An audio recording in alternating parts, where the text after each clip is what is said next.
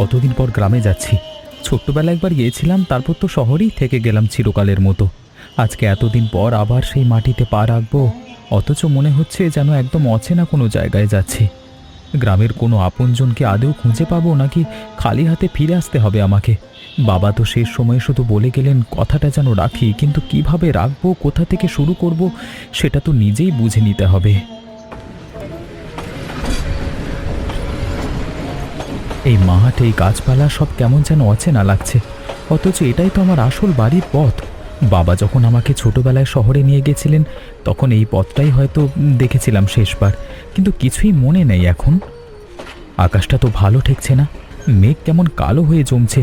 এই অচেনা জায়গায় যদি বৃষ্টি নেমে যায় তাহলে কি হবে আমার? আমি তো কিছুই চিনি না এখানকার, শুধু গ্রামের নামটাই জানি, শান্তিনগর। না আছে কোনো ঠিকানা, না আছে কোনো ফোন নম্বর।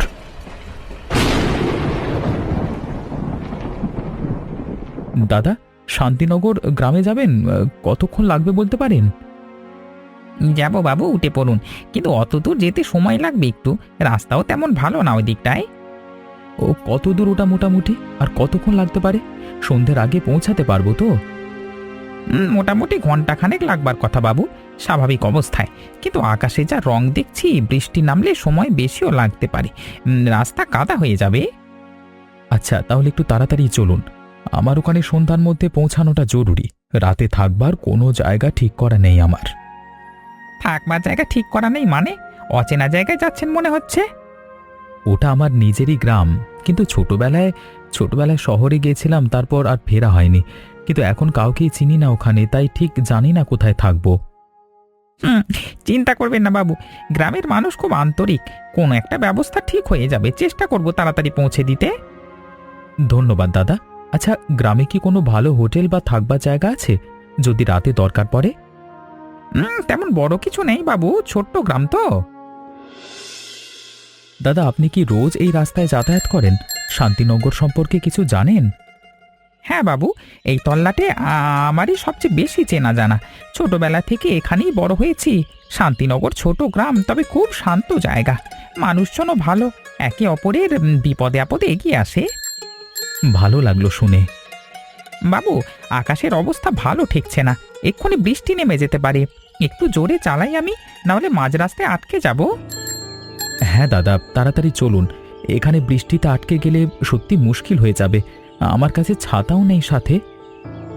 ধরে বসুন ঠিক মতো বাবু, রাস্তাটা একটু এবড়ো খেবড়ো এখান থেকে। দাদা, একটা সমস্যা হয়ে গেল। দেখুন রাস্তায় কি কাদা জমেছে, সামনে আর যাওয়া যাবে না এভাবে। তাহলে আমি এখন কি করব? কিভাবে যাব? আর কত দূর শান্তিনগর এখান থেকে? এই 1-2 গ্রাম পার করলেই শান্তিনগর বাবু, বেশি দূরে না।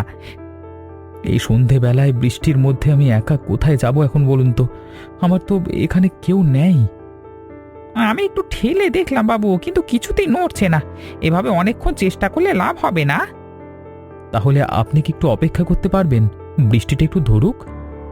না, আমি কি করব দাদা, আমি তো নিরুপায়। বৃষ্টি বেশি হলে আমি আর বাড়ি ফিরতে পারবো না। আমারও তো ছেলে মেয়ে বাড়িতে অপেক্ষা করছে। আপনি দেখুন কি করবেন, আমাকে ক্ষমা করবেন এভাবে ফেলে যাচ্ছি বলে।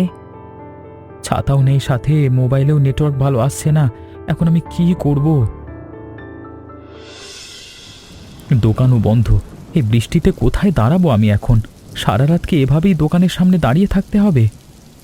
এভাবে তো চলবে না, কিছু একটা করতেই হবে। এখানে দাঁড়িয়ে থাকলে ঠান্ডা লেগে অসুস্থ হয়ে পড়ব। আর কেউ তো আমাকে চেনেও না এখানে। হয়তো হয়তো দূরে একটা বাড়ি দেখা যাচ্ছে, যেন আলো জ্বলছে ওখানে, মানুষ আছে নিশ্চয়ই। ওখানেই যাই, তাছাড়া তো আর কোনো উপায় দেখছি না এই মুহূর্তে। কেউ আছেন এখানে? দয়া করে দরজাটা খুলুন, কেউ আছেন? কে বাবা তুমি? এই দুর্যোগের রাতে একা একা এভাবে দাঁড়িয়ে কেন? কোথা থেকে এলে? একটু সমস্যায় পড়েছি কাকা, আমাকে একটু আশ্রয় দিন দয়া করে। আর কোথাও যাওয়ার জায়গা নেই আমার। আরে আরে আরে, এভাবে কেউ বাইরে দাঁড়িয়ে থাকে নাকি? ভেতরে এসো তাড়াতাড়ি। এভাবে ভিজে দাঁড়িয়ে থেকো না, ঠান্ডা লেগে যাবে। এই নাও বাবা, আগে মাথাটা মুছে নাও ভালো করে। এভাবে ভিজে বসে থাকলে জ্বর এসে যাবে। অনেক ধন্যবাদ কাকা, আপনি না থাকলে আজকে রাতে সত্যি আমার কি যে হতো জানি না। এই এলাকায় আমার একজনও পরিচিত মানুষ নেই। নাও বাবা, গরম চা খেয়ে নাও আগে, তারপর আস্তে আস্তে ধীরে ধীরে বলো তুমি কোথায় যাচ্ছিলে এই দুর্যোগের মধ্যে একা একা। এই গ্রামে তো তোমাকে কখনো দেখিনি, দেখে তো মনে হচ্ছে তুমি শহরের ছেলে। আমি শান্তিনগর যাচ্ছিলাম কাকা, ওটাই আমার গ্রামের বাড়ি। কিন্তু এখানকার কিছুই ভালো করে চিনি না আমি, রাস্তাও না মানুষও না। আমি আসলে ছোট থেকেই শহরে থাকি তো। শান্তিনগর? সেটা তো আরও কিছুটা দূরে বাবা, এই বৃষ্টিতে হেঁটে যাওয়া তো অসম্ভব। কার কাছে যাচ্ছিলে ওখানে? আসলে আমার বাড়ি ওখানেই ছিল, কিন্তু এখন কেউ নেই আমার চেনা ওখানে। একটা বিশেষ কাজে যাচ্ছি, বাবার একটা ইচ্ছে পূরণ করতে। কি কাজ বাবা, যদি বলতে আপত্তি না থাকে? এত দূর থেকে একা একা এসেছো, মানে একটা বিশেষ কাজ, মানে নিশ্চয়ই গুরুত্বপূর্ণ কিছু। বলবো কাকা, পুরো কথাটাই বলবো আপনাকে। তা বাবা, তোমার বাড়ি শান্তিনগরে হলে হঠাৎ এতদিন পর সেখানে যাচ্ছ কেন? কিছু একটা কারণ নিশ্চয়ই আছে, এমনি এমনি তো কেউ এত দূর আসে না। আমি এসেছি আমার বাবার শেষ ইচ্ছে পূরণ করতে কাকা। আমার বাবা ছিলেন একজন স্কুল শিক্ষক, কোনো কিছু মানে কিন্তু কোনো সরকারি স্কুলের না। বলো বাবা, তারপর? আমাদের গ্রামের মানুষ ছিলেন অনেক গরিব, সবাই স্কুলের খরচ চালাতে পারতেন না। তাই বাবা নিজের জমিতে একটা টিনের বেড়া দিয়ে গ্রামের কিছু বাচ্চাদের বিনা পয়সায় পড়াতেন, নিজের হাতে বই কিনে দিতেন অনেক সময়। বলে যাও বাবা, বলে যাও। 5-6 বছর আগে বাবা হঠাৎ অসুস্থ হয়ে পড়েন। ওনাকে শহরে আমার ডাক্তারের কাছে নিয়ে যাওয়া হয়। আমি ভালো হাসপাতালে চিকিৎসা করালে ওনাকে বাঁচাতে পারিনি শেষ পর্যন্ত। খুব কষ্টের কথা বাবা, শুনেই মনটা ভারী হলো। যাওয়ার আগে বাবা আমাকে বলেছিলেন উনি নাকি গ্রামের সবাইকে কথা দিয়েছিলেন গ্রামে একটা বড় স্কুল প্রতিষ্ঠা করবেন। উনি চেয়েছিলেন আমি যেন ওনার সেই ইচ্ছেটা পূরণ করি। আমি তো শহরেই থাকতাম, ছোটবেলায় একবার এসেছিলাম গ্রামে, তারপর আর আসা হয়নি। এখন গ্রামে এসে বাবার সব জমি বিক্রি করে একটা স্কুল প্রতিষ্ঠা করব ভেবেছি, কিন্তু গ্রামে পৌঁছানোর আগেই এই বিপদে পড়ে গেলাম। বিক্রম, তুমি যা বললে সেটা আমি আগে থেকেই জানি বাবা, কারণ তোমার বাবা শেখর আমার সবচেয়ে ঘনিষ্ঠ বন্ধু ছিলেন একদম ছোট্টবেলা থেকে। আপনি বাবার বন্ধু ছিলেন? এতদিন আমি জানতামই না গ্রামে বাবার এত কাছের কেউ আছে। আমরা দুজনে একসাথে গ্রামের স্কুলে পড়েছি, একসাথে বড় হয়েছি। তোমার বাবা ছোটবেলা থেকেই বলতেন বিমল বড় হয়ে আমি শিক্ষক হব, মানে গ্রামের সব বাচ্চাকে পড়াবো, আর সত্যি তাই করেছিলেন। আচ্ছা কাকা, বাবা যে টিনের বেড়া দিয়ে ক্লাসঘর বানিয়েছিলেন সেটা কোথায় ছিল? আমি কি সেই জায়গাটা দেখতে পারবো? নিশ্চয়ই বাবা, শান্তিনগরে পৌঁছালেই দেখতে পাবে, জায়গাটা এখনো আছে। সেই জায়গাতেই তাহলে নতুন স্কুলটা গড়ে তুলব আমি। বাবার স্মৃতি ধরে রাখার এর চেয়ে ভালো উপায় আর কি হতে পারে? এটাই হবে আমার সবচেয়ে বড় শ্রদ্ধা জানানো। তুমি সত্যি এটা করতে পারো বাবা, গ্রামের মানুষও তোমার পাশে দাঁড়াবে, এটা নিশ্চিত জেনো। আমি চেষ্টার কোনো ত্রুটি রাখবো না কাকা। বাবা যা শুরু করেছিলেন আমি তা শেষ করবই, যত কঠিনই হোক না কেন, যত সময় লাগুক না কেন এই কাজের পেছনে। সাবিত্রী, একবার এইদিকে এসো তো, দেখো কে এসেছে আমাদের বাড়িতে।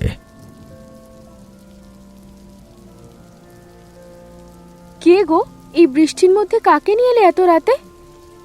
এ হলো শেখরের ছেলে বিক্রম, শান্তিনগর যাচ্ছিল, রাস্তায় আটকে গেছিল বৃষ্টিতে। ওগো, এই যে শেখর দাদার ছেলে, এতদিনে এলে বাবা তুমি? ভগবান নিজেই যেন তোমাকে আমাদের দোরগোড়ায় পাঠিয়েছেন। তুমি নিশ্চয়ই খুব ক্লান্ত আর ভিজে গেছো। বসো বাবা, খাবার বেড়ে দিচ্ছি এক্ষুনি। কাকিমা, কাকা বললেন আপনারা আমার বাবাকে খুব ভালো করে চিনতেন, কিন্তু বাবা তো কখনো আপনাদের কথা বলেননি আমাকে। তোমার বাবা আর এই বুড়োর মধ্যে বন্ধুত্বটা এত গভীর ছিল বাবা, বলে বোঝানো যাবে না। ছোটবেলা থেকে একসাথেই গ্রামে বড় হয়েছেন দুজনে।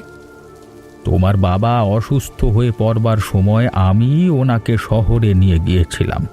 তুমি হয়তো আমাকে চিনতে পারোনি সে সময়, তখন তুমি হাসপাতালের ভিড়ে এত ব্যস্ত ছিলে যে আমার দিকে ভালো করে তাকানোরও সময় পাওনি। আপনি আপনি আপনি সেদিন বাবার সাথে ছিলেন? আমি সত্যি মনে করতে পারছি না। সেই সময়টা এত কঠিন গিয়েছিল আমার জন্য, চারপাশে কি হচ্ছিল ঠিকমতো খেয়ালও ছিল না। স্বাভাবিক বাবা, তখন তোমার মন অন্য জায়গায় ছিল, বাবার চিন্তায়। কিন্তু আমি সব মনে রেখেছি, প্রতিটা মুহূর্ত। তোমার বাবা হাসপাতালের বিছানায় শুয়েও শুধু স্কুলের কথা বলতেন। আর একটু নাও বাবা, রাস্তায় তো অনেক কষ্ট হয়েছে তোমার, ভালো করে খেয়ে নাও, শরীরটা সুস্থ রাখতে হবে তো। কাকিমা, রান্নাটা খুব সুস্বাদু হয়েছে।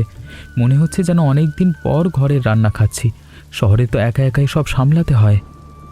তুমি যতদিন এখানে থাকবে রোজই আমি খাওয়াবো বাবা। খাওয়া শেষ হলে একটু বিশ্রাম নাও বাবা। লম্বা জার্নি করে এসেছো, শরীর ক্লান্ত হয়ে আছে নিশ্চয়ই। ঠিক বলেছ কাকা, সারাদিনের ধকলটা এখন অনুভব করছি, কিন্তু মনটা কেমন যেন উসখুস করছে।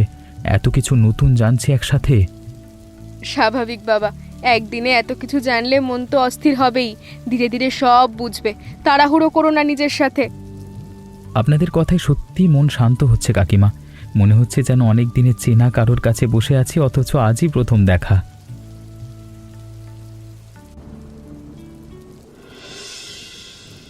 কাকা, বাবা কি আপনাকে কখনো বলেছিলেন স্কুলের ব্যাপারে? কিভাবে উনি ভেবেছিলেন এটা করবেন, কিরকম স্বপ্ন দেখতেন? অনেকবার বলেছেন বাবা।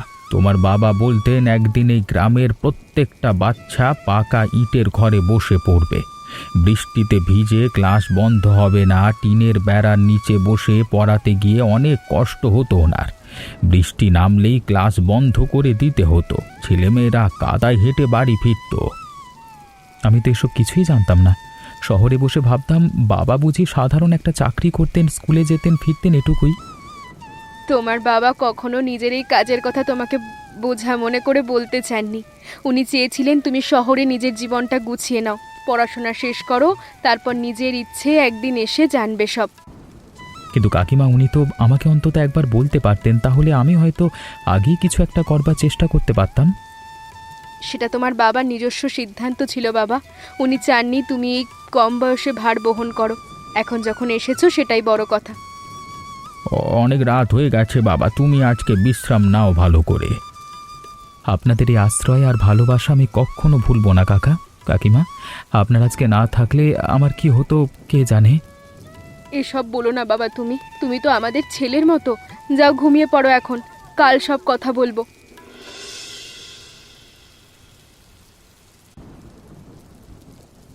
বৃষ্টি তো এখনো কমলো না বাবা।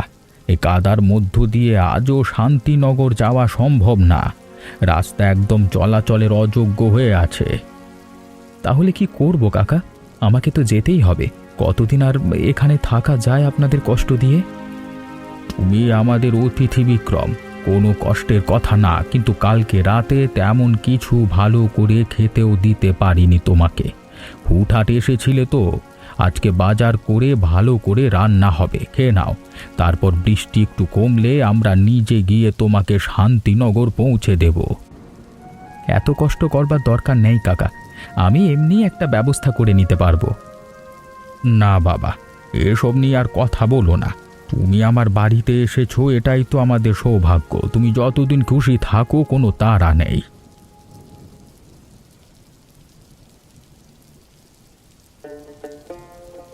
বিক্রম বাবা, তুমি একটু বসো, খাবার প্রায় তৈরি হয়ে এসেছে। আজ তোমার জন্য ভালো ভালো রেঁধেছি। কাকিমা, আমি কি কিছু সাহায্য করতে পারি? এভাবে বসে থাকতে ভালো লাগছে না আমার। না বাবা, তুমি অতিথি, বসো তুমি। এই বৃষ্টির দিনে অতিথিকে দিয়ে কোনো কাজ করানো যায় নাকি? তুমি বরং কাকার সাথে একটু গল্প করো তো। তোমার বাবাও ঠিক এভাবেই বলতেন যখন আসতেন, সাবিত্রী বৌদি আমাকে একটু কাজ করতে দাও। সাবিত্রী প্রতিবারই এক কথা বলে ফিরিয়ে দিত।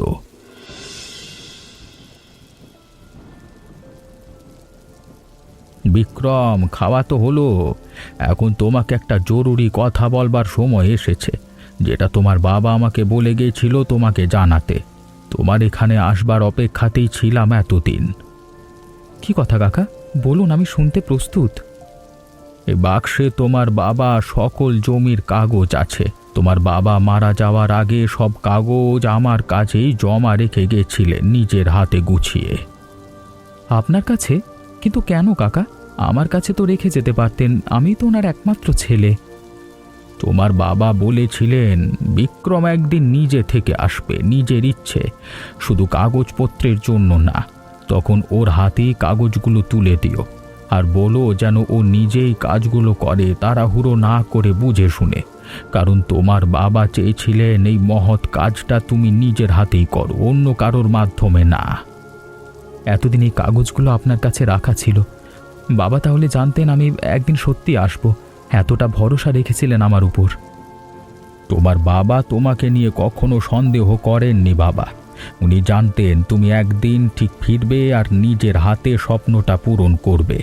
শুধু সময়ের অপেক্ষা ছিল, আর সেই সময়টা আজকে এসে গেছে। আমি এই কাগজগুলো দেখে বুঝতে পারছি কাকা, বাবা কতটা যত্ন করে সব গুছিয়ে রেখে গিয়েছিলেন যাতে আমার কোনো অসুবিধে না হয়।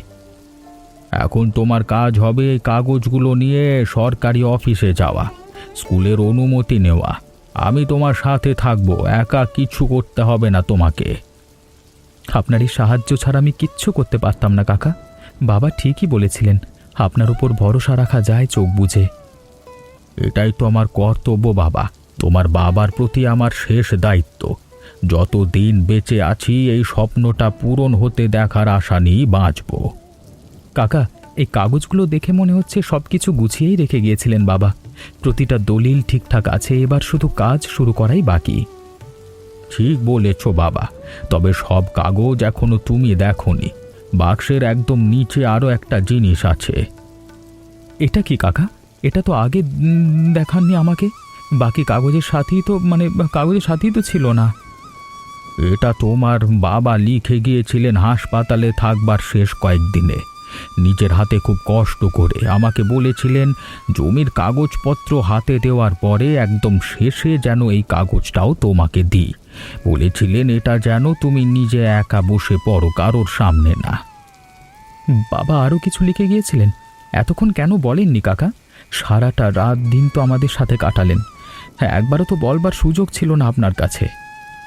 কারণ তোমার বাবা নিজেই বলে গিয়েছিলেন আগে যেন তুমি জমির কাগজ, স্কুলের কথা সব বোঝো, মন শক্ত করো, তারপরই যেন এই শেষ কাগজটা তোমার হাতে দিই। বলেছিলেন এতে এমন কিছু কথা আছে যা তোমার একার জানা দরকার। আমারও পুরোপুরি জানা নেই সেখানে কি লেখা আছে। উনি আমাকেও পড়তে দেননি, শুধু বলেছিলেন সময় হলে বুঝে যাব। বাবা, শেষ পর্যন্ত তুমি আর কি কথা লুকিয়ে রেখেছিল আমার জন্য? এত কিছুর পরেও কি বাকি রয়ে গেল বলবার? এখনো আমার বুঝে উঠবার বাকি রয়ে গেছে পুরোপুরি।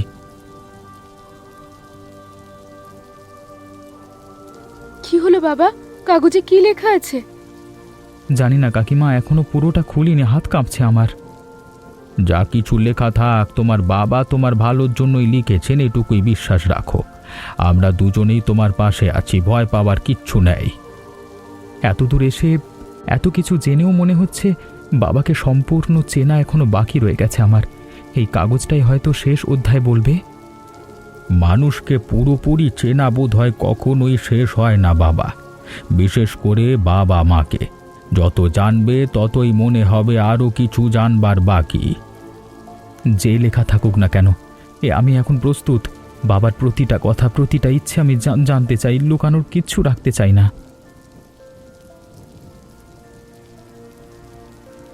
প্রিয় বিক্রম, যদি এই চিঠি তোমার হাতে পৌঁছায় তাহলে বুঝবো তুমি আমার শেষ ইচ্ছে পূরণ করবার জন্য গ্রামে ফিরে এসেছো। আমি জানতাম একদিন তুমি ফিরে আসবে। একটা কথা মনে রেখো বাবা, স্কুল তৈরি করলেই তোমার কাজ শেষ হয়ে যাবে না, আসল কাজ শুরু হবে তারপরেই। স্কুলে যেন ভালো শিক্ষক নিয়োগ হয়, গ্রামের প্রতিটা ছেলে মেয়ে যেন মন দিয়ে পড়াশুনো করবার সুযোগ পায়, আর কোনো গরিব শিশুর পড়াশুনো যেন টাকার অভাবে বন্ধ না হয়। সময় পেলেই মাঝে মাঝে স্কুলে এসে খোঁজ নিও সব ঠিকভাবে চলছে কিনা, শিক্ষকরা ঠিকমতো পড়াচ্ছেন কিনা, বাচ্চারা ভালো আছে কিনা। আমি বিশ্বাস করি তুমি এই দায়িত্ব নিষ্ঠার সঙ্গে পালন করবে। তোমার বাবা শেখর। কাকা, আজ বুঝতে পারলাম বাবা শুধু একটা স্কুল গড়ে তুলতে বলেননি, একটা সুন্দর ভবিষ্যৎ গড়ে তুলতে বলেছিলেন। শেখর ঠিকই বলেছ, তার ছেলে একদিন অসমাপ্ত কাজ শেষ করবে। আমি কথা দিচ্ছি কাকা, শুধু স্কুল তৈরি করেই থেমে থাকবো না, ভালো শিক্ষক নিয়োগ দেব, গ্রামের সব ছেলে মেয়ে সেখানে বিনা পয়সায় পড়বার সুযোগ পাবে, আর আমি মাঝে মধ্যেই এখানে এসে সব কিছুর খোঁজ নেব। বাবার শেষ ইচ্ছে আমি অবশ্যই পূরণ করব। ভগবান তোমার মঙ্গল করুন বাবা। শেখর দাদা আজ যেখানে আছেন নিশ্চয়ই খুব খুশি হয়েছেন।